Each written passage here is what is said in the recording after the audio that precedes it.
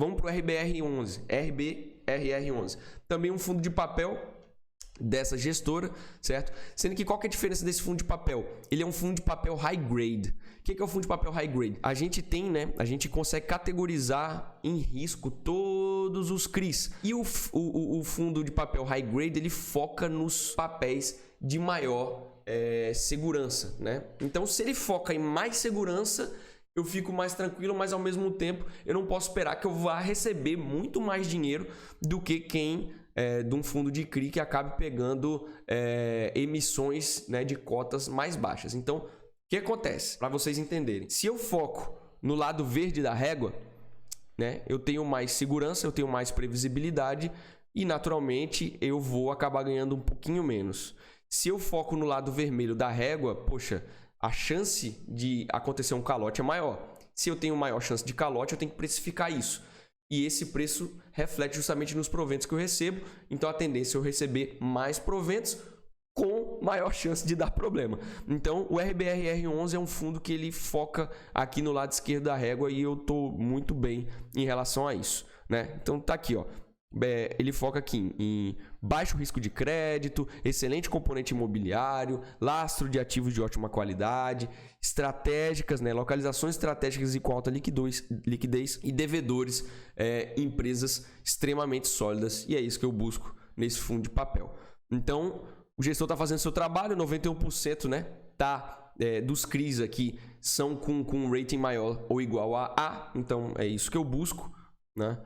E aqui o que é importante eu ver, né? Se a gente perceber, você lembra que o MCCI ele era IPCA mais 7 alguma coisa? E esse daqui é IPCA mais 6? Aí você vai pensar, pô, Mauro, você está colocando dinheiro num que rendeu menos. Ele vai render menos justamente por causa da qualidade. E eu não tô... Óbvio que eu quero que renda muito mais. Mas aqui eu justamente estou buscando me cercar de segurança nesse fundo de papel específico. E 82% das garantias estão localizadas em São Paulo justamente pelos motivos que eu já falei para vocês. Isso daqui é uma questão muito importante, porque a gente sempre tem que fazer um comparativo com um investimento seguro. Sempre que a gente for entrar na renda variável, eu tenho que pensar, beleza, e se eu tivesse investindo no Tesouro Direto, né, que é basicamente eu emprestar o dinheiro para o governo? Às vezes, por determinadas situações, você vai olhar, poxa, faz sentido eu comprar mais risco para eu ganhar menos do que no Tesouro Direto? Não faz sentido.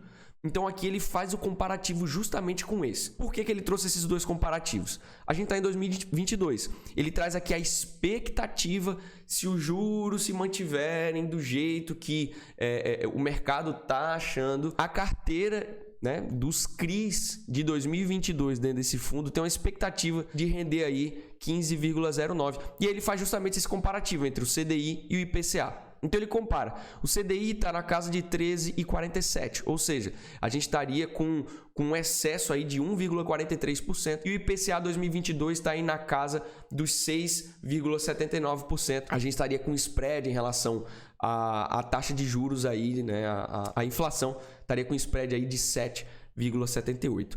E quando a gente compara com 2026, e aí por que 2026?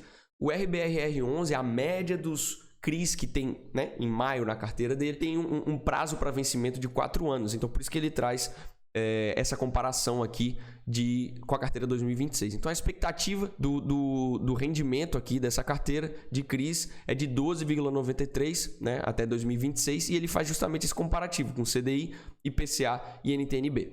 IPCA é a inflação. NTN-B é justamente o Tesouro IPCA com vencimento em 2026 e é justamente isso que ele traz de comparativo. Então, se a carteira está aqui com a previsão de 12,93, né, o CDI está com 12,07, a gente está com a gordurinha de 0,77. Se eu for comparar com a inflação, apenas a inflação, a gente está com um spread aí de 6,07. E agora comparando com a NTN-B 2026, que é justamente o Tesouro Direto IPCA com vencimento 2026, isso aqui é o cupom, ou seja, é o algo a mais, né? Se você parar para olhar lá no site do Tesouro Direto, ele vem dizendo assim, é Tesouro IPCA mais um percentual. Justamente esse 5,68, né, é em maio, né? Ele vem trazendo aqui as datas que foram consultadas.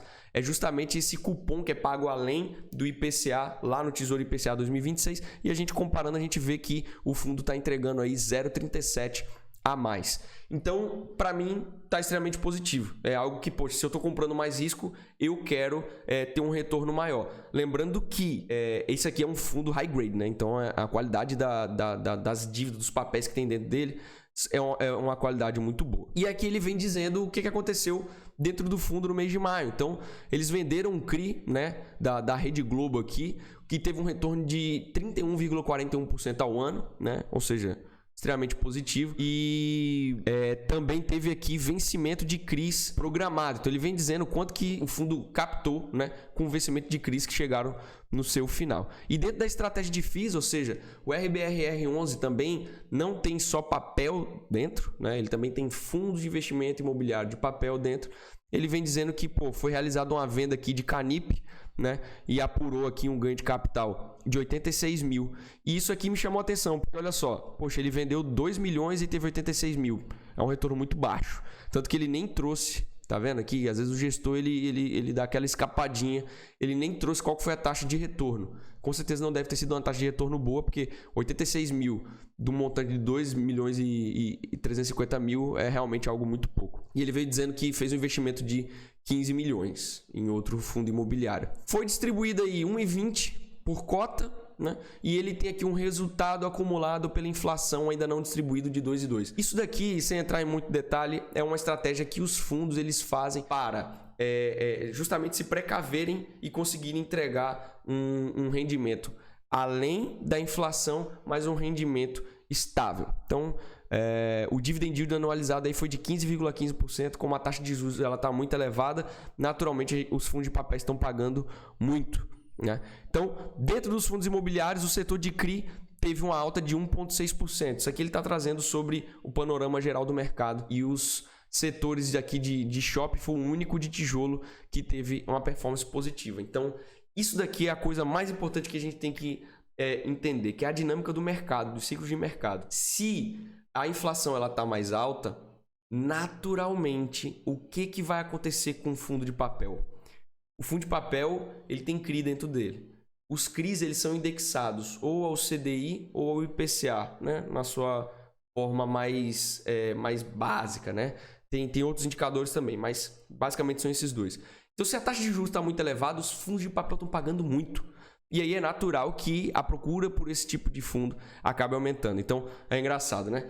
Quando a taxa de juros, né, a inflação ela aumenta, os fundos de tijolo tendem a cair, porém os fundos de papel tendem a subir ou até mesmo manter, justamente porque eles estão pagando pra caramba. Então, aqui eu coloquei essa parte justamente só para ver que, poxa, ele tem 20 centavos aí de reserva acumulada, justamente na intenção de manter os proventos constantes. Vendo agora